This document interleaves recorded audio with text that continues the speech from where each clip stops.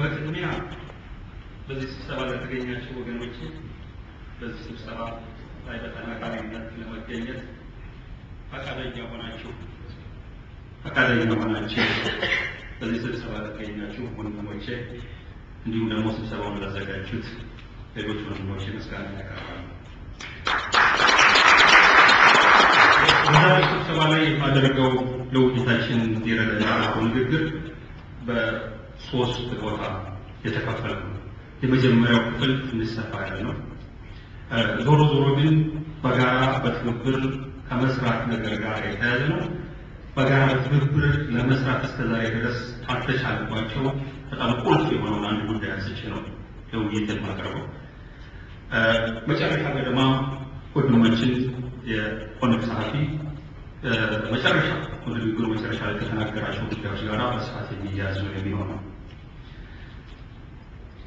በመጀመሪያው ክፍል የማተኩረው የዘመናችን ፖለቲካ ከሩቅና ከቅርብ ታሪካችን ጋር የተሳሰረ እየፈጠረብን ያለው ችግር በተመለከተ ይህ መተሳሰር ለምን እንደሚከሰት በሚገባ መረዳት ጠቅላላ የፖለቲካ ችግራችንን ለመፍቻ አንድ ቁልፍ ጉዳይ ነው የሚል እምነት አለኝ።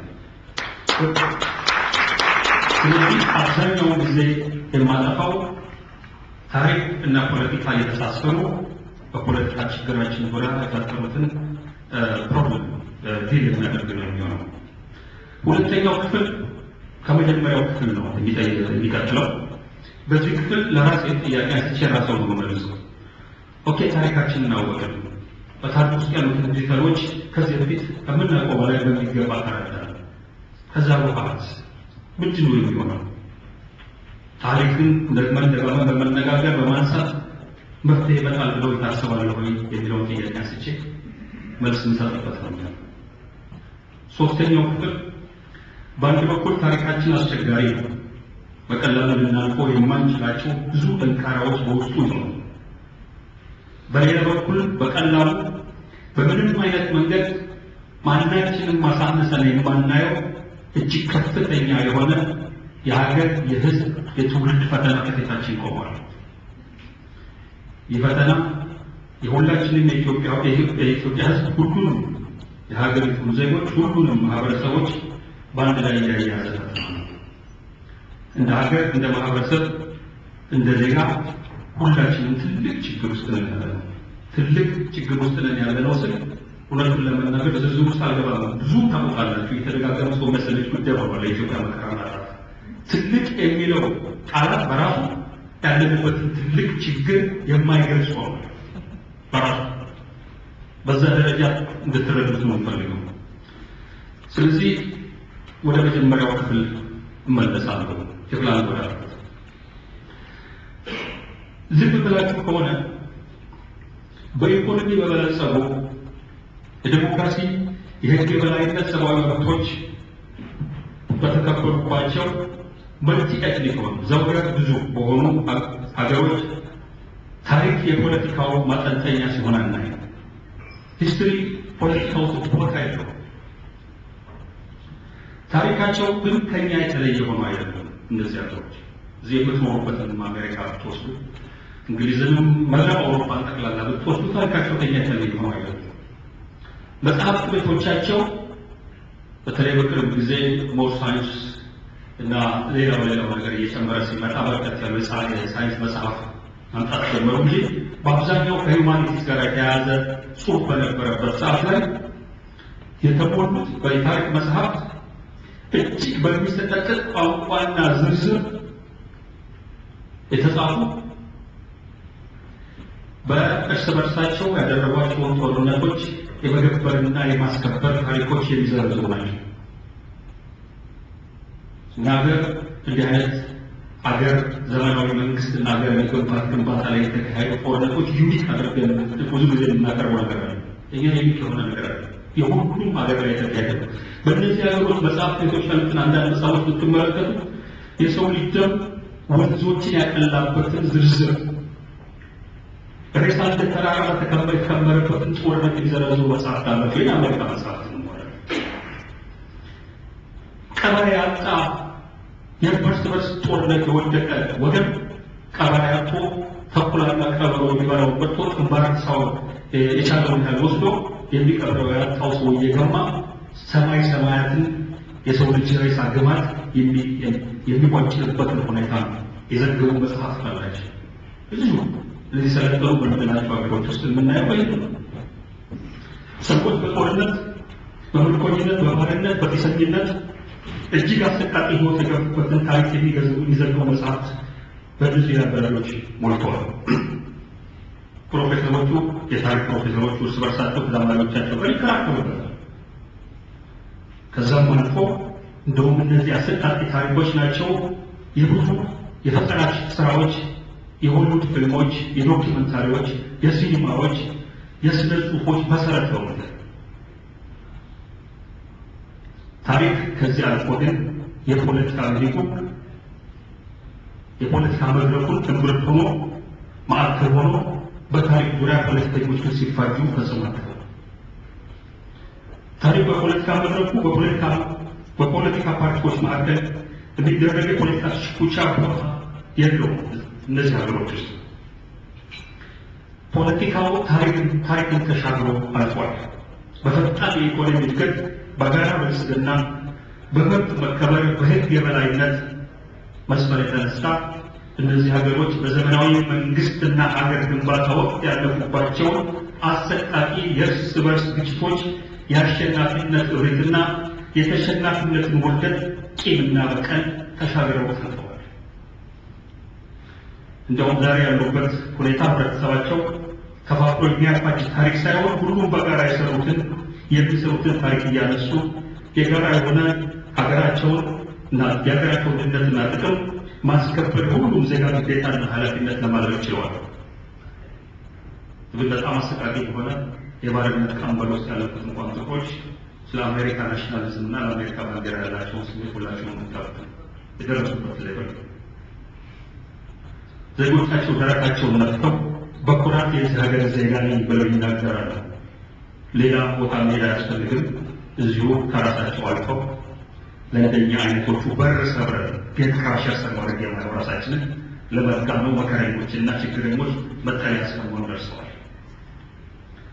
በእነዚህ ሀገሮች ግለሰቡ ማዕከል ያደረገ የመብት መከበር ስላለ ዜጎች የፈለጉት መንገድ በሙያ በዕድሜ በጾታ ሲፈልጉ በወፍ አድናቂነት በአይሮፕላን በባቡር አድናቂነት ሲፈልጉ የሞትን ቋንቋ እንደገና ቆፍሮ ነፍስ ለመዝራት ሲፈልጉ ባህል ለማስጠቅ ከዛም በላይ በኤትኒክ በፈለጉት መንገድ ተደራጅተው ሲፈልጉ ለብቻ መንግስት አቋማሉ የሚል ጥያቄ እስከማንሳት ድረስ በሚሄዱበት ሁኔታ የሚንቀሳቀሱበት ነፃነት መፍጠር ችለዋል። በእነዚህ ሀገሮች ዜጎች ተሰባስበው የሃይማኖት ወይ የዘር እኩልነት ጥያቄዎች ቢያነሱ ስርዓቱ አይዘነግጥም። ከዛም አልፎ የምናየው ነው ካናዳ ውስጥ እንደ ኪውቤክ፣ እንግሊዝ ውስጥ እንደ ስኮትላንድ የመሳሰሉት ቦታዎች ላይ እንደውም ጭራሹ ነፃ ነገር እንሆናለን ብለው ሲያስቡ ሬፈረንደም የሚያመቻቹ እስቲ ሞክሩት ብለው የሚሰጡ መንግስታት ሆነዋል። ኋላ ቀር የሆኑ ደሃና አምባገነን አገዛዝ የተፈለባቸው ሀገሮች እንዲህ አይነቱን መብት በተግባር ሲሰጡ ታይቶ አይታወቅም። እስካሁን እንደታየው ኋላ ቀርና አምባገነን ሀገሮች የዘውግ ወይ የብሔር መብት አንስተው የራሳቸውን ነፃ ግዛት እስከመመስረት የደረሱ ህዝቦች ቢኖሩ በስርዓቱ ፈቃደኝነት ላይ ሳይሆን ጠመንጃ በማንሳት በመንበስ የተከናወኑ ናቸው። እንዲህ አይነት ትግል የተሳካባቸው ቦታዎች በጣም ጥቂት ናቸው። ከተደረገው ሙከራ ጋር የተለየ ሁኔታ ያለባቸው ናቸው። በተረፈ ግን እነዚህ ዲሞክራሲ በሰፈነባቸው ሀገሮች ግን የምናየው ነገር በነፃነት በጣም በቀላሉ ህብረተሰቡ ከራሱ ጋር የታረቀ ስለሆነ የህግ የበላይነት ያለበት የሰብአዊ መብት የሚከበር ስለሆነ የሰብአዊ መብት ማለት ሰዎች በቡድን ተደራጅተው የፈለጉትን መወሰን ራሱ መብታቸውን የሚልነት ስላለ በእነዚህ በበለጸጉ ሀገሮች ውስጥ የፈለገውን ሰው ጥያቄ አንስቶ በፈለገው መንገድ ተደራጅቶ መብቱን እስከ መጨረሻው ድረስ ማስከበር የሚችልበት ሁኔታ ነው። በጋራ አንድነት ለዲሞክራሲ ኢኮኖሚ ብልጽግና መታገል የትኛውን መብት ማስከበር አስገዳጅ ሁኔታም ከመጣ ተነጥሎ ሀገር ለማቆም የሚያስፈልግ ሁኔታ ቢፈጠረው እንደዚህ አይነት ዴሞክራሲ ባደረጉባቸው ሀገሮች እንደሆነ ነው። በእነዚህ ሀገሮች ታሪክና ፖለቲካ ትስስር ስለማይፈጥር ችግር የሌለበት ነገር ሌሎች ሀገሮችን ብንወስድ በሌላ በኩል የፖለቲካ እና ታሪክ ችግር የማይፈጥርባቸው ሀገሮች አንድ ወጥ ሆኖ ከአንድ ብሔረሰብ የተውጣጡ ሀገሮች ናቸው። በእነዚህ ቦታዎች ላይ ዋነኛ መለያው የብሔረሰብ ስብጥራቸው አንድ የሆነባቸው ሀገሮች ላይ ጭቅጭቆች ቢነሱ ድርቆች ቢነሱ ወደ ታሪክ እየተመለሱ ሀገራቸውን የሚያፈርስ ማህበራቸውን የሚያፈርስ ጉዳዮች ላይ ነው። ከታሪክና የፖለቲካ ግንኙነት ችግር የማይፈጥርባቸው ቦታዎች እንዲህ አይነት አንድ ወጥ የሆነ ብሔር ያለባቸው ቦታዎች ናቸው። ቀደም ያልኩት በስልጣኔ መብት ማስከበር ፈተናውን ያለፉ ሀገሮች አንድ ካታጎሪ ናቸው። ሁለተኛው ደግሞ አንድ ወጥ የሆኑት ናቸው።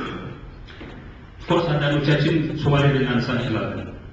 የሶማሌ ጉዳይ ላይ የጊዜ ጉዳይ ነው እንላለን። የሶማሌ ጉዳይ ከጊዜ በኋላ በቋንቋቸውም በባህላቸውም ተመሳሳይነት የተነሳ ዞሮ አገር በማያፈርስ መንገድ መልሶ ለመሰባሰብ ብዙ ችግር የማይገጥማቸው የሚሆኑ ይመስለኛል።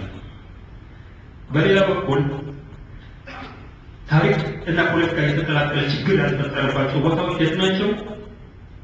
ያንን አገር ዘመናዊ በሆነ መንገድ አገሩና መንግስቱን የፈጠሩት የቅኝ ገዢዎች በሆኑበት ቦታ የቅኝ ገዢዎች በሆኑበት ቦታ የተፈጠሩ ሀገሮች ሀገሩን ፈጥረውታል። በጠመንጃ በእሳት በብረት ቀጥቅጠው ሀገር አድርገውታል። በቅኝ ግዛት ገዝተው ከተወሰነ ጊዜ በኋላ ግን እዛ አካባቢ ያለው ህዝብ ከቅኝ ግዛት ገዢዎቹ ነፃ በወጣበት ሰዓት ላይ እነዚህ ሀገሩን በዛ መንገድ የፈጠሩት ሰዎች ከአካባቢው ዞር ስላሉ ሀገር በመፍጠር ሂደቱ ላይ የተፈጸመው ግፍ እዛው መሬት ላይ የሚጠይቀው ሌላ የገዛ ወገኑ ስለሌለ አትሊስት በተወሰነ ደረጃ በዚህ የሚነሳ ችግር እነዚህ ሀገሮች ብዙዎቹ አፍሪካ ሀገሮች ውስጥ የምታዩት እንደ ህንድ አይነት ቦታ የምታዩት እነዚህ ሀገሮች ችግር የሚነሳባቸው ወደ ታሪክ ወደኋላ የተመለሱ እርስ በርስ የተካሰሱ አንዱ አንዱን ለማጥቃት አንዱን ለማጥፋት የሚያደርገው መንገድ የሚሄድ አይደለም። ሜቢ ከነፃነት በኋላ በጥቅም በስልጣን መበላለጥ የተነሳ የሚመጣ መቃቃር ሊኖር ይችላል። ዴሞክራሲ ጠበቅ በተደረገበት እንደ ህንድ አይነቱ ቦታ ላይ ይህንንም ችግር በመፍታት ስንትና ስንት ብሔረሰብ ሀገር ሆኖ በከፍተኛ የሆነ የእንግሊዝ የቅኝ ግዛት ቅጥቀጣ ስላልፎ እርስ በርሱ ሀገር የሚያፈርስ የታሪክ ጭቅጭቅ በፖለቲካ ኤሊቱ መካከል ተነስቶ ሀገር ሲፈርስ አታዩ። እነዚያ ናይጄሪያ ጋር እንደዚህ ማለት ነገር ነው የምታዩት። ናይጄሪያ ግን ዲሞክራሲን የማታጠቅ በመሆኑ በየጊዜው የኤትኒክ ፕሮብሌምስ ይነሳሉ።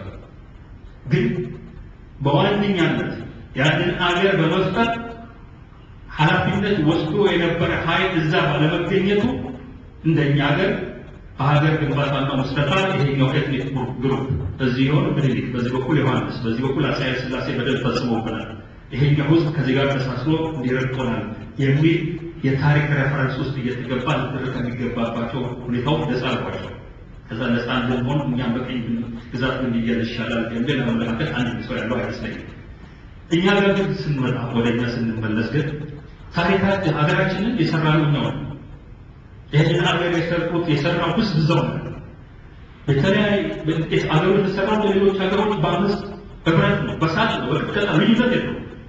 ነገር ግን የሰራነው እያዛ ስለሆነ በዘመናዊ ሀገርና ግንባታ ወቅት የተፈጠሩ የተሰሩ ጦርነቶች፣ የተካሄዱ ውጤቶች፣ የማስገበርና የመገበር ሁኔታዎች እዛው ያሉ ሰዎች የፈጸሟቸው ናቸው የሚል ክስ እና ካውንተር ክስ የሚያስነሳ ሁኔታ ውስጥ ነው የወደቀው። ግን በመሰረቱ ድንጋቱ ምንም ልዩነት የለውም። ሀገር አፈጣጠሩ የእኛ ችግር እዚሁ ሰልፍ ቤት ሆነን ራሳችን የፈጠር ሀገር በመሆናችን የመጣ ችግር እንዳለን መረዳት አለብን። እሱ ብቻ አይደለም፣ ሰልፍ ቤት ሀገር መሆናችን ላይ ብቻ አይደለም ችግሩ ነው። እንደሰለጠኑት ሀገሮች በዛ አይነት መንገድ አልፈን በጦርነትም በምንም ሀገራችንን መስርተን እንደ አዲስ እንደ ዘመናዊ ሀገር ከመሰረትን በኋላ ፈጣን የኢኮኖሚ እድገት አምጥተን የህግ የበላይነት የሰፈነበት የዲሞክራሲ መብት የተጠበቁበት አገር አድርገነው ቢሆን ኖሮ ዛሬ እየተነሳ ያለው ከታሪክ ጋር በተያያዘ መንገድ የሚነሳው የክስትና የካውንተር ክስ ክርክር በፖለቲካ ኤሊቱ መካከል አይደለም። ግን ወደዛ ሀገራችንን መውሰድ ባለመቻላችን እዛ አካባቢ ለሚታየው የመብት ገፈፋ ለሚታየው ድህነት አንዱ በሌላው ላይ ጣቱን የሚጠቀምበትን ሁኔታ ፈጥሮበት ነው። ምናየው በፖለቲካ ኤሊቱ መካከል ያለው ዲፈረንስ በዚህ ነገር የሚማች ነው። ልዩነት፣ ጭቅጭቅ፣ ንትርክ የሚመጣው በዚህ እና በዚህ መንገድ በመሄድ ያሸነፍነው ድል ያደረግናቸው የማህበራዊ የኢኮኖሚ የፖለቲካ ችግሮችን የሌሉበት ሁኔታ ከቲነስሊ ወደፊት ሳይሆን ወደ ኋላ እንድንመለከት ይደረጋል። ለምሳሌ ያክል ወንድሜ በሚናገርበት ሰዓት ላይ ሁላችንም በኩልነት መታ ኢትዮጵያ ነበረች አለች ወይ የሚል ጥያቄ አንስተዋል። አዳዲሶቹ ወጣቶች ታሪክን በደንብ ምን አይነት ታሪክ እንደነበረ በደንብ ላታውቁ ትችላላችሁ። በዕድሜ የገፋነው መካከልም አንዳንዱ ታሪክ እንዳይነሳ እንፈልጋለን። የኢትዮጵያ የፖለቲካ ግን ቅድም እንዳልኩት ከቅርብ ጊዜ ታሪካችን ጋር ልናልፈው ካልቻለው የጦርነትና የማስገበርና የመገበር ፈተና ጋር የተያያዘ በመሆኑ በየጊዜው እንዴት አድርጎ ምን ያህል ችግር የሚፈጠረ እንደሆነ ትንሽ ምሳሌዎች ለማቅረብ እፈልጋለሁ። ለምሳሌ ባርነት እስከ ቅርብ ጊዜ ድረስ በሀገራችን ነበር። ብዙ ወጣት የተሰማ ሊደርግ ይችላል። ፊገራቲቭ በሆነ መልኩ ሊተራሊ ባርነት በሀገራችን ነበር። እኔ በምማርበት ትምህርት ቤት የነ ራስ እገሌ የነ ደጃች እገሌ ባሮች ልጆች ናቸው እንደዚህ ከጎናቸው ያሉት እየተባለ ወሬ ሲወራ አስታውሳለሁ። በሌሉ ጭሰኝነትም እንደዚሁ እስከ ቅርብ ጊዜ ድረስ ነበር። አሁን የመሬት መንግስት ቢሆነው ገበሬ ጭሰኝነት ባይላቀቅም የኢትዮጵያ ጭሰኝነት ፋንዳሜንታሊ እጅግ አስከፊ ከሆነ ባርነት ጋር የተያዘ በመሆኑ ጭሰኛው እንደ ሰው መብት በሌለው አንዳንድ ሰው ሊያሳምረው ይሞክራል። ኢትዮጵያ ጭሰኛው ድሮ በነበረበት ሁኔታ እኮ ጭሰኛው ይሻሉ ነበር። እኔ ተማሪ ሆኜ የመሬት ባለቤት ነበርኩ። ጭሰኛ ነበር። እህል እየሰፈረ አዲስ አበባ የሚያመጣ ከእንጀራ እና እንደዚህ እንዲኖር እንደነበረ የእነሱ ኑሮ ምን እንደሚመስል እንደነበረ ለጌቶቹና ለቤቶች በምን አይነት ሁኔታ ትሪት ይደረጉ እንደነበረ እነዚህ ጋር እንዲህ አይነቱ ሁኔታ የሺህ ዓመት በፊት የነበረ አይደለም። በቅርብ ጊዜ አሁን በሕይወት ያለ ሰዎች የምናየው ነገር የፖለቲካ ሰዎች ወደ ኋላ ሪፈር ማድረግ በቀላሉ የሚችሉት ጉዳይ ትናንትና በጭሰኝነት ትናንትና በባርነት ሲገዙ የነበሩ ሰዎች ናቸው የሚለው ነገር የዛሬ ዓመት የነበረ ሳይሆን በቅርበት ያለ ጉዳይ በመሆኑ ፖለቲካውን እጅግ ስሜታዊና በከረረ መልኩ እንድናየው የሚያደርግ ፈተና ውስጥ ነው የሚጨምርልን። ሩቅ መሄድ የለብንም። ይሄ ነገር ምን ያህል የሚያስመርር እንደሆነ ማየት ከፈለጋችሁ ዛሬ የወያኔ ዘረኛ ጉጅሌ ዘረኛ በሆነ መንገድ የሚፈጽመው በደል ሁላችንም እያየነው ነው።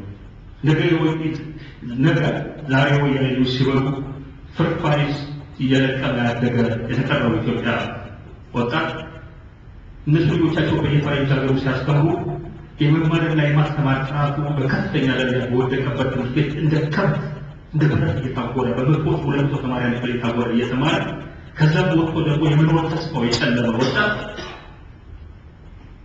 አባቶቹ እናቶቹ በወያኔ የታሰሩ የተገደሉ ወንድሞቹ እህቶቹ በስደት እየሄዱ ያለ ወጣት ነገር አስቡት። ከወያኔ ልጆች ጋር ኮመን የሆነ ሂስትሪ ሊኖረው ይችላል። ከእነሱ ጋር ተቀምጦ በአንድ ቦታ መነጋገር አንድ አይነት ታምራዊ የሆነ ለውጥ ማምጣት ካልተቻለ በስተቀር በዛ መንገድ የሚቀጥል ነገር ነው ይላል። ጋስቴ አያት ልማቶቻቸው አይከፍሉ መከራ ከፍለው ያቀርቡላቸውን መሬት በእምነት እየተቀሙ ከርስታቸው ከቀያቸው ከአድባራቸው የተነቀሉ ማህበረሰባቸው እንዲወድሙ የተደረጉ ማህበረሰቦች ኦሮሞ፣ አማራው፣ ከምባታው፣ ሀዲያው፣ ወላይታው፣ ሲዳማው፣ ጉራጌው የቀሩት ማህበረሰቦች ልጆችና የልጅ ልጆች ከወያኔ ልጆችና የልጅ ልጆች ጋር ጤነኛ ግንኙነት ይኖራቸዋል ብላችሁ ታስባላችሁ? እንዲህ አይነቱ ነገር መደዳው በቅጥጥሎች መልኩ ነው እኛ ሀገር እየመጣ ያለ። ተስዋይ ኮምፕሌክስ ያደረገው ፖለቲካችንን እየዞርን ወደ ታሪክ ሬፈረንስ እየሄድን ታሪክ እየጎተተው የሚለቀው ፖለቲካችን እንደዚህ ነው።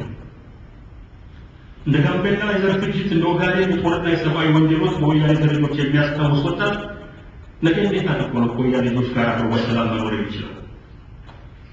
ምን ማለት ነው?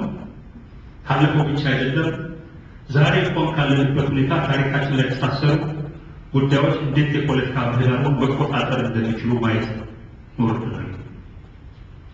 ዛሬ ዜጎች ወደኋላ እየተመለሱ ዛሬ ያለውንም እየተመለከቱ እንደ ማህበረሰብ እንደ ብሔረሰብ ከታሪክ ጋር በጥብቅ የተሳሰሩ የመብት ጥያቄዎች ቢያነሱ የጥያቄ አንዳንዴም ከሆነው ታሪክ በላይ የተቃነነ የተጣመመ አቀራረብ ኖሮት ብናይ መርሳት የሌለብን ነገር ይህ ችግር ዋነኛነት መነሻው መሰረቱ እዚሁ ሀገራችን ውስጥ እንደሆነ ማንም ከሌላ ቦታ ያመጣው ችግር አይደለም። ጥቂት ግለሰቦች ክፋት ስላላቸው እርኩሶች ስለሆኑ ወይንም በውጭ ኃይሎች ተገዝተው አንድነታችንን ለማናጋት ስለፈለጉ የመጣ ችግር አይደለም። የሀገራችን የፖለቲካ እድገት ሊሚቴሽን አገር ዘመናዊ አገርና መንግስት በመፍጠሩ ሂደት ላይ የተከናወነው ነገር በዛ ወቅት የተፈጸሙ ነገሮችን ማለፍ የቻለ እድገት ያሳየበት አገር ባለማምጣታችን የመጣ ነገር።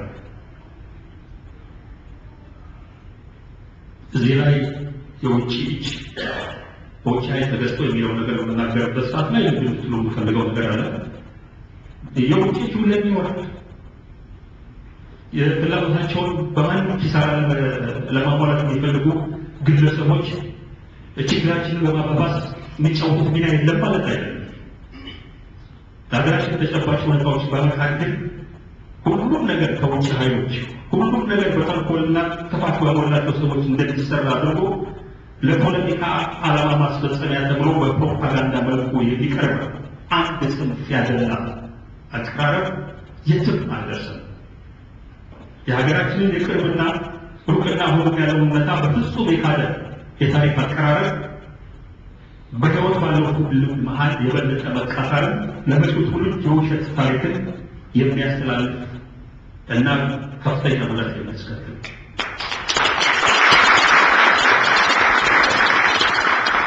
መጥፎም ይሁን ጥሩ ታሪካችን በተለይ በሀገራችን ሁኔታ ሁላችንም በጋራ ያስተሳሰረ ጉዳይ ስለሆነ የፖለቲካ ዓላማው በየትኛውም ጽንፍ ታሪክን አጣሞ ማቅረብ ትርፉ ሁሉ ነው ለኪሳራ የሚዳረግ።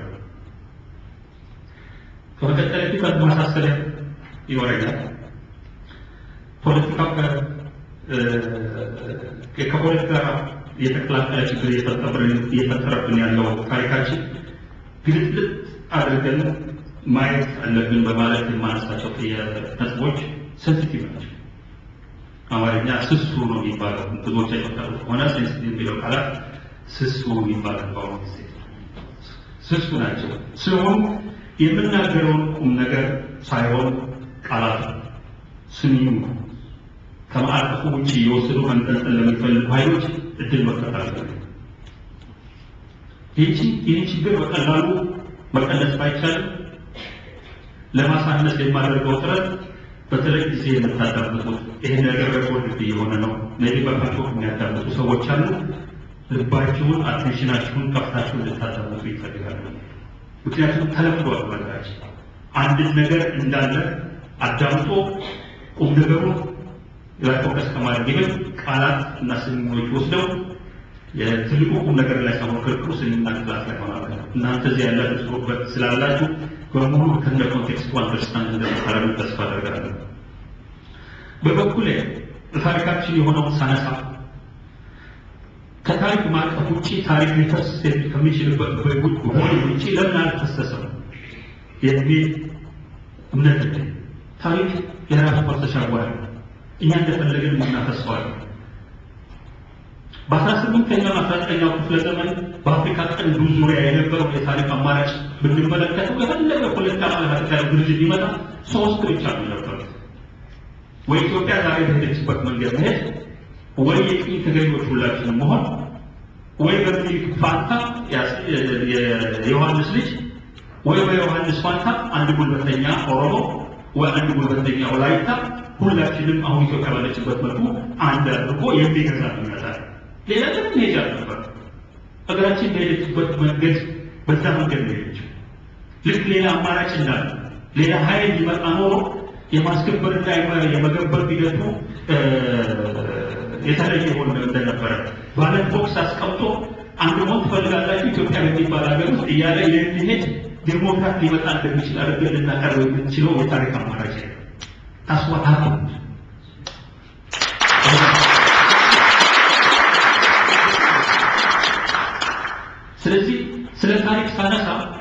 እንደዚህ አይነት ነገር ያነሳው እንደሆነ አጋጥ እንዳታዩት ነው ማለት ነው። ሌላው በአሁኑ ዘመን በምናገኛቸው መልካም አስተዳደር መለኪያዎች የሰብአዊ ዲሞክራሲ መለኪያዎች ያለፉትን የአገዛዝ ዘመኖች መለካት አይደለም። እነዚህ ዘመኖች በራሳቸው መስፈርቶች የሚለኩ ዘመኖች ብቻ ናቸው። እየወሰድን መደንቀር አንችልም። አድቫንስድ በሆነ ዘመን ላይ ያለን የሰብአዊ መብት መከራከሪያ የሚልክ ደግሞ በኤክስፓንሽን መመዘኛ ልናደርግ አንችልም።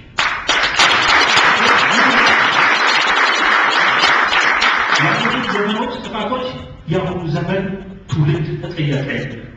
ይህን ማወቅ አለባቸው። ይህ ትውልድ የሚጠየቅ ከሆነም በራሱ ዘመን በሰራቸው ስራዎች ብቻ ነው።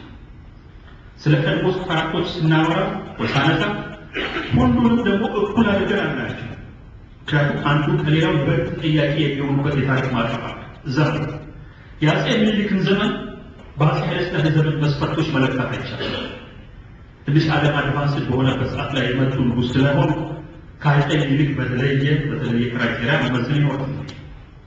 የአፄ ኃይለሥላሴ ዘመንን እንደውም ሁለት ቦታ መክፈል ይኖራል። ከጣሊያን ጦርነት በፊትና ከጣሊያን ጦርነት ስደት ሄደው አውሮፓ ሄደው ሞር የተባሉ ሰዎችና ማከሮች ካገኙ በኋላ ከጣሊያን ጦርነት በኋላ ሊሰሩት ይችሉት የነበረና ከዛ በፊት ሊሰሩት ይችሉት የነበረ አንድ አይደለም።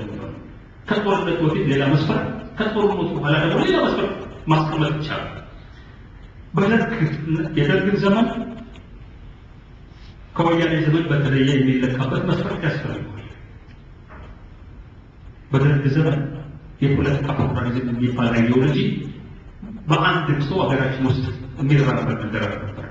በደርግ ዘመን የነበረው ጠቅላላ የኢትዮጵያ ኤሊት የሚመራው በግራ አይዲዮሎጂ በዚህ ሀገር ላይ የላባደሩንና የአርሶ አደሩን ጥቅም የሚያስከብር አንድ አምባገነን የላባደር አምባገነን ፓርቲ ያስፈልጋል ይላል።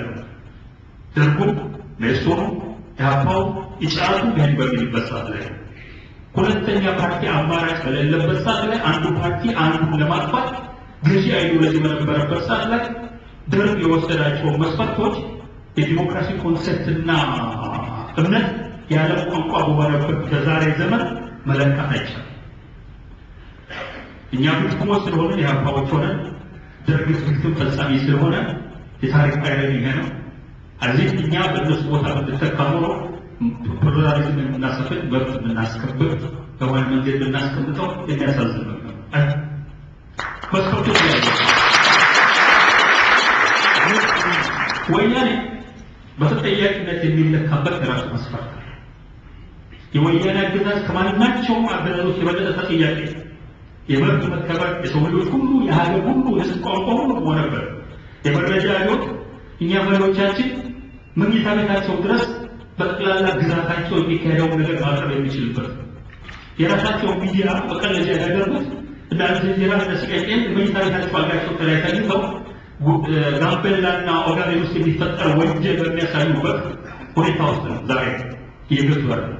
እንደ ቀድሞ መሪዎቹ እኔ የምናደርግ የኔ ስፍራዎች እኮ ጎንደርና ጎጃም ላይ ወይ ወለጋ ላይ የሚሰሩትን ወንጀል እንዴት አድርጌ ማየት ይችላል የሚል መሸፈኛ የሌለበት ሰዓት ላይ ያለው ናቸው። ድፍረት ከደርግ ይለያል፣ ከአፄ ኃይለሥላሴ ይለያል፣ ከዛ ፊት ከነበሩት በሙሉ የተለየ ነው። ስለዚህ እነዚህ ሰዎች በሚመለከት የምናስቀምጠው መስፈርት ነው። ስለዚህ በታሪክ የተለያየ መንግስታት የምናወራበት ሰዓት ላይ ሁሉንም አንድ መስፈርት እንደማላቸው እንድታዩ ነው። በሌላ በኩል ስልጣን ላይ እንዳለው አገዛዝ ተቃዋሚ የፖለቲካ ኤሊቱ ልሂቁ ተጠያቂ ይሆናል። ለግንኙነታል እሱ ሲሪየስ የሆነ ተጠያቂነት ይኖርበታል። መተባበር ሳንችል ቀርተን ወያኔ በሚያካሄደው ዘረፋ፣ አፈና፣ ግድያ፣ ግርፋት የህዝባችን መከራና ድህነት የውርደት ዘመን ካራዘመን ከዛም አልፈን ወያኔ ያለ ከልካይ የሚፈጽማቸው ወንጀሎች ከተፈጥሮ ውድመት አንስቶ እስከ ማህበረሰብ ውድመት ድረስ የሚሄድ እስከ ሀገር ማጥፋት የሚሄድ ነፃነት ፈቅደንለት ውድመት ጠርስ ላይ ጠቅላላ ሁላችንን ማቆም ከቻለ ለመነጋገር መረጃ ለመቀያየር ለመረዳዳት ለመማማር ስለ ግጭት ማስወገድ ሳይንስ በእውቀት መረጃ ላይ የተመሰረተ ግንኙነት ለማድረግ በጋራ ስራ ለመስራት እድል አግኝተን በስማ ባሉባልታ በግምት በስሜት ብቻ በመነዳት ይህን እንድንጠቀምበት ቀርተን የህዝብን መከራ ካራዘመ እንደ ወያኔዎቹ ተጠያቂዎች ነው።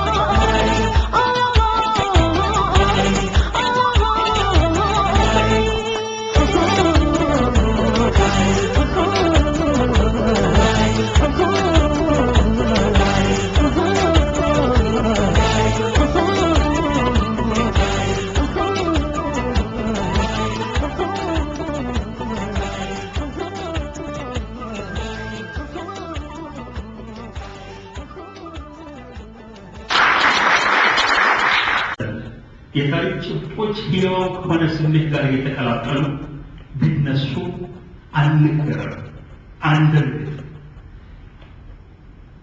ለምን ተነሱ ብለን ያንን ይፈቃል ነው።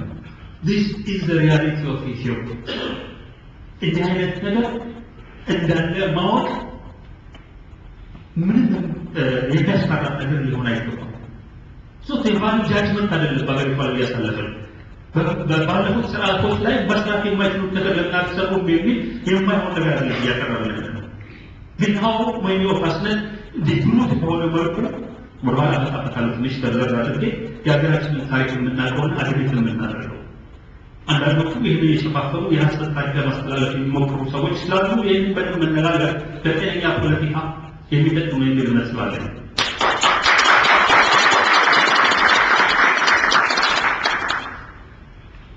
ቀደም እንዳልኩት የታሪካችን መጥፎ ገጽታ የሚያነሱ ሀገር ለመከፋፈል በውጭ ጥላት ሲገዙ ወይም የሚገዙ ወይም በባህሪያቸው የሆኑ ሰዎች የሚያነሱት አድርገን አንመልከት ለማለት ነው።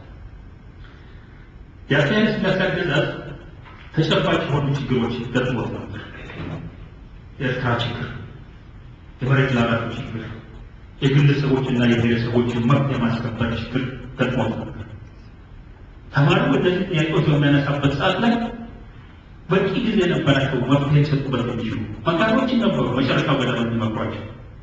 ያንን ነገር ከማድረግ ፋንታ ተማሪው በፔትሮል ዶላር የተገዛ የአረቦች ቅጥረኛ ነው የሚል ፕሮፓጋንዳ ነበረ የሚካሄደው በሬዲዮ የሚተላለፉ። ያንን በማለት ሀገሪቷ ከችግር አዳኗት፣ ራሳቸውንም ከውድቀት አላዳኑ። አሁንም እንደገና ልትልልኝ የምፈልገው ነገር አለ። ስለ ታሪክ ማንሳት ማለት ደግሞ በእነዚህ ታሪክ ሁኔታዎች ዙሪያ ስንቆዝም የመቃሰስ አዙሪት ውስጥ ወድቀን የታሪክ እስረኛ ሆነን መቅረት አለብን ማለት አይደለም።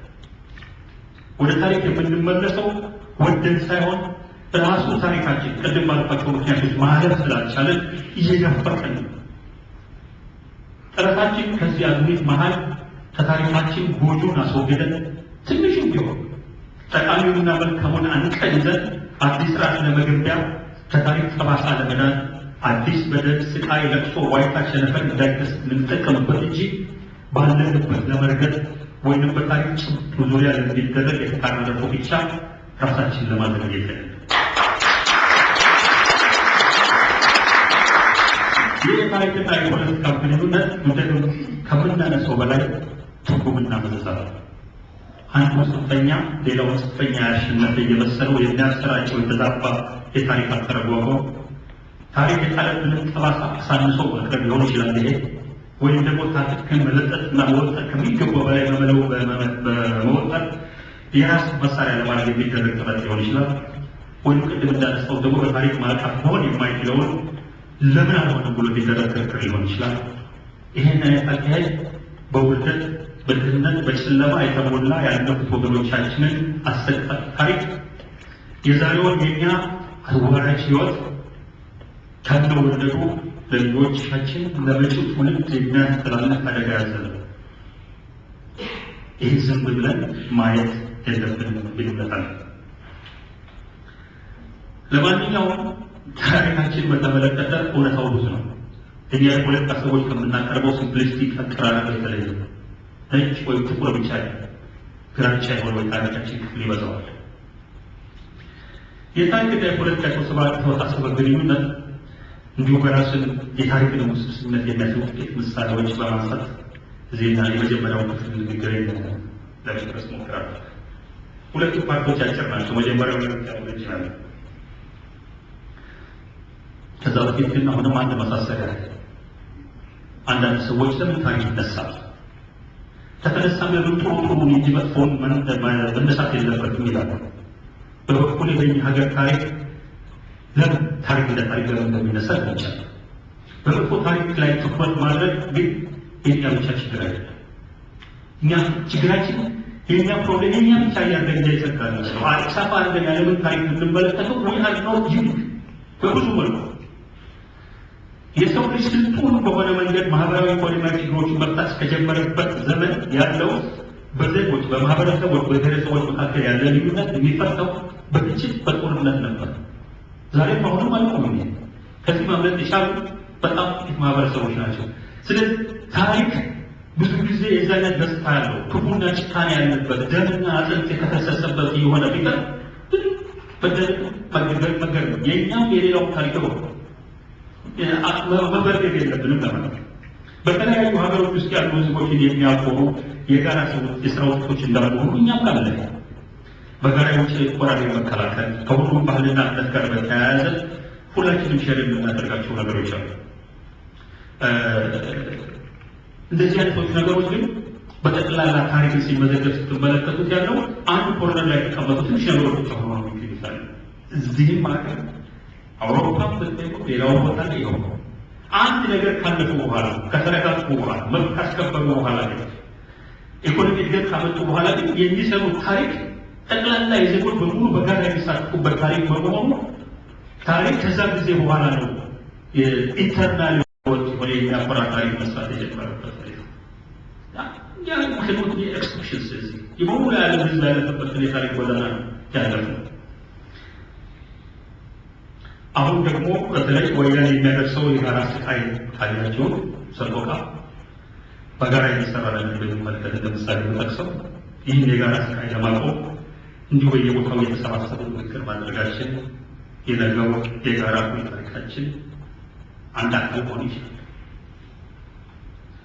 ይሁንና የነገሮቹን የጋራ የሆኑ ነገሮችን በጋራ ለማድረግም የበዓል የክብር ቀኖች ለማድረግም ለትውልድ ለማስተላለፍም ከራሱ ጋር የታረቀ ማህበረሰብ ጠይቃል።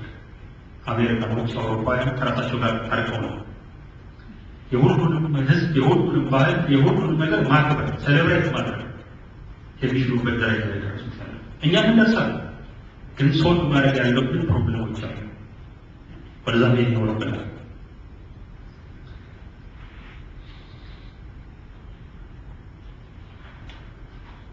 እና በአጠቃላይ ለማለት የፈለጉት በምንም አይነት መንገድ ራሳችን ዩኒክ የሆነ ፕሮብሌምስ የሆነ ታሪክ ውስጥ የሆነ ታሪክ ከደም ከግድያ ከዘረፋ ጋር የተያያዘ ታሪክ ያለ ልዩ የሆነ ሸጣኝ ህዝቦችና ሀገራት ማየት ፈጽሞ ይመጣል። የሳዝጌት ሂስትሪ በዚህ መንገድ ነው እና ይሄ መጥፎ መጥፎ ለምን ይነሳል የሚባለው መጥፎ መጥፎ የሚነሳበት ምክንያት ግን ፖዚቲቭ በማንሳት ነው። እዚህ ሀገር ያታችሁ እንደሆነ ችግር ያለበትን ሰው በግለሰብ ደረጃ ሽርክ ጋር ሄዶ ጋደል ብሎ ሶፋ ላይ ሽርክ አደር ማለት በውስጡ ቦት ያደረጋቸው ነገሮች ተናግሮ ነው መንፈሱን የሚያደርጋል። እኛም እንደ ኔሽን እንዲህ አይነት ማስ ሳይኮቴራፒ ያስፈልገናል። የእኛ ከታሪካችን ጋር ብቻ ወደኋላ ሄደን አይደለም። የእኛ ማስ ሳይኮቴራፒ እስከምን ድረስ ነው ሄድ ያለበት? በደርግ ስርዓት ጋር የተፈጸመ ብዙ ነገር ስትመለከት አልተናፈስም። እናት ልጇን ገላ እስክስት ላይ ተብላ እንዴት ሆና እናትና ሴት ሆና ትኖራለች? አባት ልጁ የተደበቀበት በጠቁሞ ልጁ ወስዶ የተገደለበት ሁኔታ እንዴት ነው አባት ሆኖ በዚህ አይነት መንገድ ይናለፍ ነው። ሽማግሌው ትናንትና ጡጡ ያቀዳል የተለወረስ በወያኔ ዘመን እየረገጠ እየደፋ እስር ቤት ይወስዳቸው ዶክተር ኃይለማርያም አለት በቀኝ በታሰሩበት ሰዓት ላይ 20 ዓመት ዕድሜ የሌለው ሰው ነው በርግጫ ጀርባቸው ላይ መጣ መሬት ላይ ወድቆ እየተነሱ የተወሰዱት።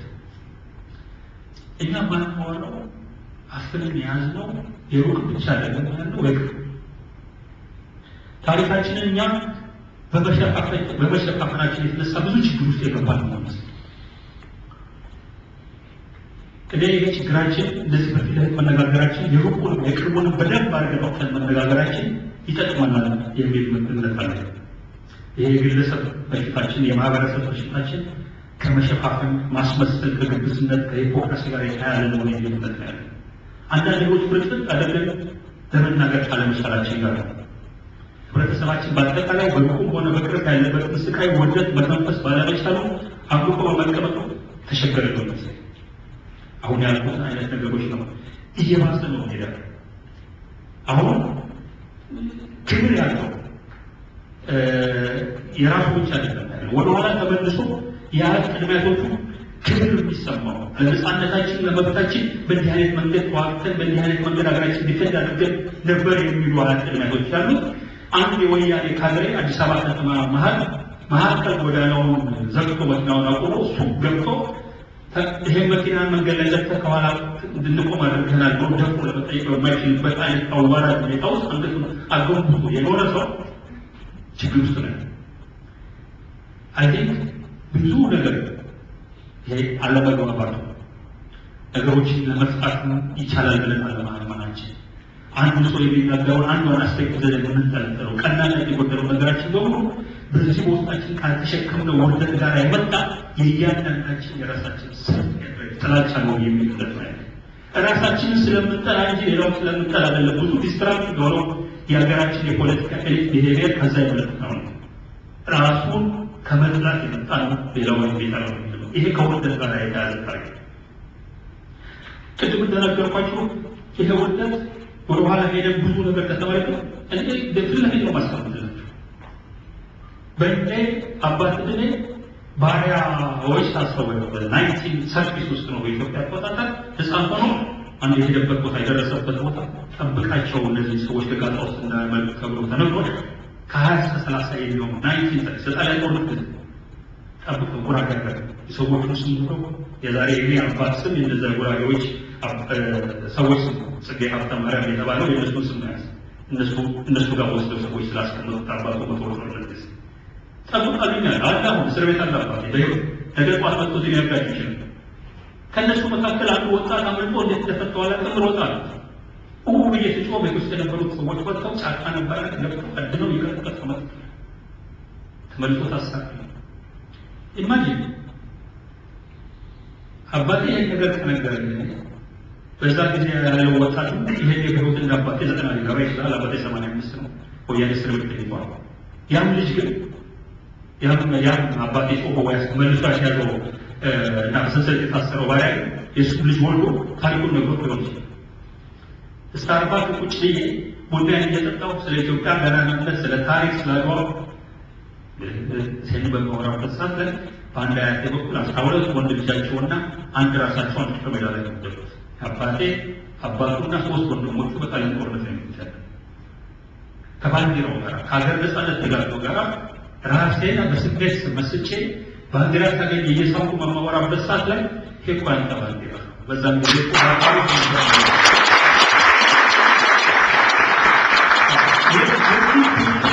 አንድ ሰው አትደምግ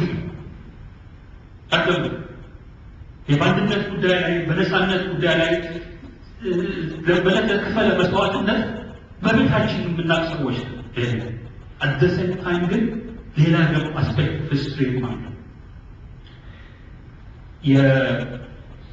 የኢትዮጵያ ወዳጆች ናቸው። እነ ሪቻርድ ፓርከርስ ካፒታል ናቸው ፕሮፌሰር ሪቻርድ ፓርከርስ የሲቪያ ፕራክቲስ ኢትዮጵያ ነው ወደደ ሶሻል ሂስትሪ ኦፍ ኢትዮጵያ የሚለው መጽሐፉን ታነቡ በባርነት ኢትዮጵያ ውስጥ ምን ያህል ኤክስቴንሲቭ እንደነበረ ምን ያህል ሰው በየዓመቱ በሶስቱ በጋራባት በኩል ለመታው በትግራይ በምጽዋ በሌላ በኩል አድርጎ ወደ ሄደ ስንት ሰው ይሸጥ እንደነበረ ናይት ጀስት 1875 ገደማ የተያዘ ስታቲስቲክስ ይዘረዝረዋል። just 20 years before ሀገር የባርነት ስር መስደድ ምን ያህል ስቲግማ በሰዎች ላይ እንደሚተው የባሪያ ደም 128ኛ ያለው ሰው የሚጠራበት ሰው አለ። እንደው ብዙዎቻችን ይህን ነገር ስለማናውቀው ሾክ ሊሰጠን ይችላል። ፓርክስ ያስቀመጠው ግንገራቸው ግማሽ የጨዋ ልጅ ይላል፣ ግማሽ ባሪያ የሆነው ወላጅ ነው። ወላጅ 1/4ኛ ቅናች፣ 1/8ኛ ፍናች፣ 1/16ኛ አማላት፣ 1/32ኛ የባሪያ ደም ያለበት አሳላት፣ 1/64ኛ ማን ቤት፣ 1/28ኛ ዳራ ቤት። ሰዎች እስከ 7 ቤታቸው የባሪያ ደም እንዳላቸው 128ኛ ደም እንዳላቸው ስም በሚሰጥ ስቲግማ ደረጃ የሚኖርበት አገር ውስጥ ነው እና ይዶንት ኖ ሂ ሴድ ሲቲንግ ኔክስት ቱ ዩ ከባርነት በከፋ ደረጃ ውርደት ሲቀምስ የነበረ የጭሰኛ ልጅ ሊሆን ይችላል። ተጎድቷል።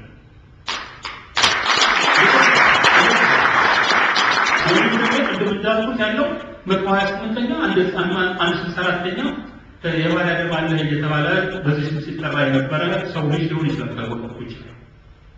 ዶንት ኤክስፔክት አላለም። ሁላችንም በአንድ አይነት መንፈስ በአንድ አይነት መንገድ ሀገራችንን ለምን አናይም በሚል መንገድ አይተን ይሄን ስናገር ልብ ማለት ያለባችሁ ሌላ ተአምር በዚህ ሂስትሪ ኢትዮጵያ ታሪካችን ይሄ ነው።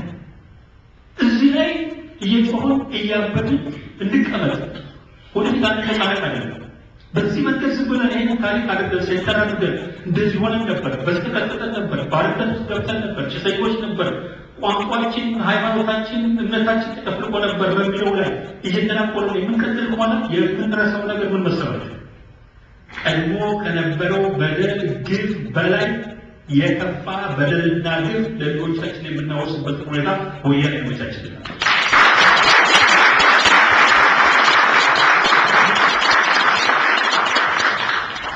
እንሻገረው ሪኮግናይዝ አድርገን መሻገር መቻል አለብን። መዘጋት አለ። ፖለቲካው እየተመለሰ ታሪክ እየተመለሰ ታሪካችንን ፖለቲካችንን ችግር ውስጥ የሚጨምርበት ሁኔታ አንድ መስመር ማስመር አለ። በኮመን አንደርስታንዲንግ የስ ፕሮብሌማቲክ ነው። ብዙ በደል ተፈጽሞበታል። ሪኮግናይዝ ሁሉ እናደርጋለን ያለው ሶሳይቲያችን ከራስ ጋር መታረቅ የሚችለው ነገሮችን በመሸፈን ሳይሆን አውጥቶ በማስቀመጥ ወንጀለኛ ነኝ ማለት አይደለም። ይህን ስለተናገርኩኝ ወይም ሌላው ላይ ወንጀል ያስቀመጥኩ አይደለም። ይሄንን ሪኮግናይዝ ማድረግ ኢምፖርታንት ነው። ምን እናድርገው ለሚለው ሪኮግናይዝ እናድርግ። ከዛ ለሚለው አወቅን ለሚለው እንሻገረው ሌላ ይጀል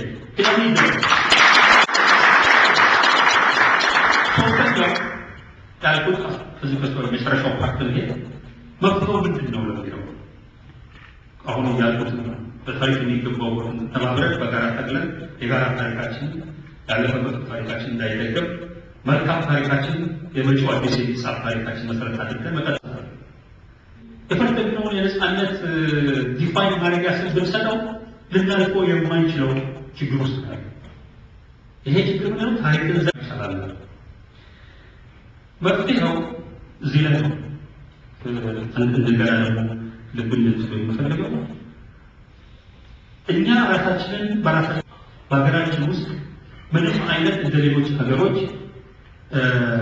ክልል የሆነ ባውንደሪስ ያላቸው መንግስታትና ሀገራት የተገናኙበት ባለመሆኑ አንዱ መስፍን አንዱ የተፈጠረ ሀገር በመሆኑ በዚህ ሀገር ላይ በደንብ ፖለቲካ ሁልጊዜ ፈለጉ እንደሚሉት ኢዝ አርት ኦፍ ዘ ፖሲብል ነው።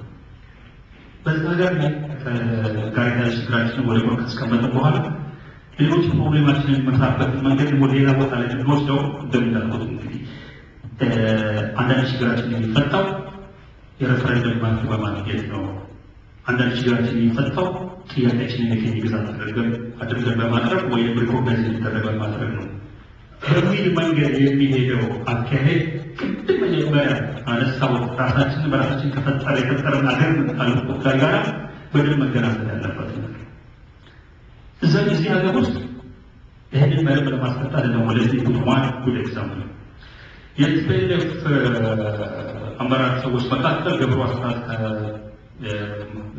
ነጋሶ እንዳለው ጃኬቱን መነሳቱ ሪፖርት ራሱን ከላካቸው አመራሮች መካከል አንዱ ነበርና እንግሊዝ ሀገር ከቲፒኤልኤፍ ከተባረረ በኋላ መጥቶ ውይይት ስታደርግ ነበር እና የሁሉ ካሚኑ ተራራ መውጣት መውረድ ያሁሉ ምንድን ነው መጨረሻ ላይ አሁን እናንተ ያመጣው ስለው ለእኛ ያመጣው ነገር በህገ መንግስቱ ውስጥ አንቀጽ 39 ማስገባት መቻላችን ነው አለ። ውይይት የሚጠቅመው ለዚህ 39 የሚያነሳው ነገር አሴ ያን ትልቋችን ምን ተፈታዋል። ኦኬ ሌላውን ነገር ይተውና ትግራይ ወሰደልና በአንቀጽ 39 የመገንጠል መብት አማካኝነት ትግራይ ይገነጠላል ቢባል የትኛው ድንበር ይዞ ነው የሚገነጠለው አለ። ስለሆነ እነዚህ ድንበሮች በህገ መንግስቱ ተደግገው ተቀርጸዋል።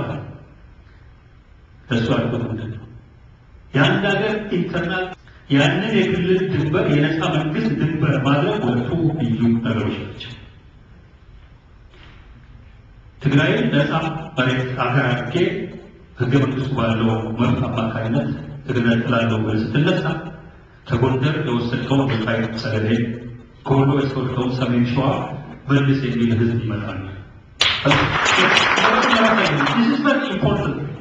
That's why መነጋገር መወያየት ይጠቅማል ነው ስለው የሱ መልስ የግድ ይመጣል ስለው የግድ ይመጣ ይችላል ይሆናል ብሌላ ነገር አይደለም ምናገራል ከሌ ሁለተኛ ሆኖ ያሸንፋል ይሸነፋል እናንተ ትንሽናችሁ ይላል እንዴ ዝም ብለህ ተቀላላ ግን ከዛም አልፈው ወደ ሌሎች ቦታዎች መጥተህበት ሰዓት ላይ የሚገጥመን ችግር ነው ጊዜያዊ ክልል መስጠት በኢትዮጵያ ውስጥ የነፃ ግዛት ድንበሮች ለማድረግ በማሰብ የሚገፋ የፖለቲካ ትግል አዋሮ የእርስ በርስ ማለቂያ የሌለው የሺህ ዘመናት ድርጊት የሚያስከትል ነገር ነው። 80 ዲፍረንት ናሽናሊቲስ 100 ሺህ የማይሞላ ሰዎች ያሏቸው በዚህ በመገንጠል መብት አማካኝነት የራሳችን ኢንዲፔንደንት ግዛት የመሰረትን እንሄዳለን ቢሉ ኢትዮጵያ ውስጥ ያለ ችግራችን የመብት ማስከበር፣ የባህል ማስከበር፣ ራስን በራስ የማስተዳደር ችግራችንን የምንችለው ቅድም ባልኩት መንገድ የተፈጠረን ሀገር በመሆናችን ኢትዮጵያ በሚባል ሀገር ውስጥ ካልሆነ በስተቀር በሩበት ሁኔታ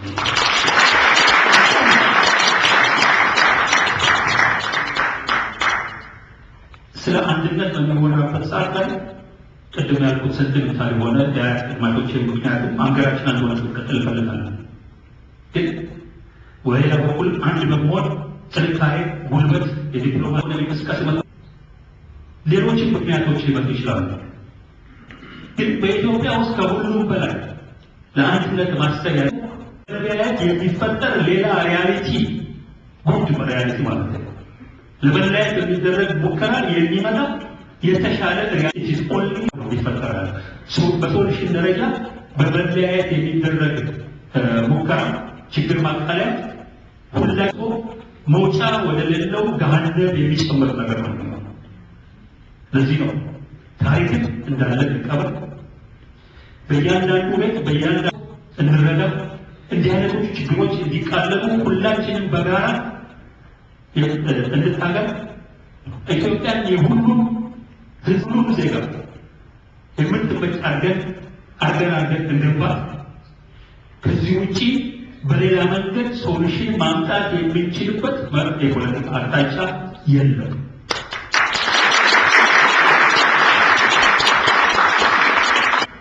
እና በመነጋገር የደረሱበት ይሄንን ሪያሊቲ ግባ ምን ይልበታል?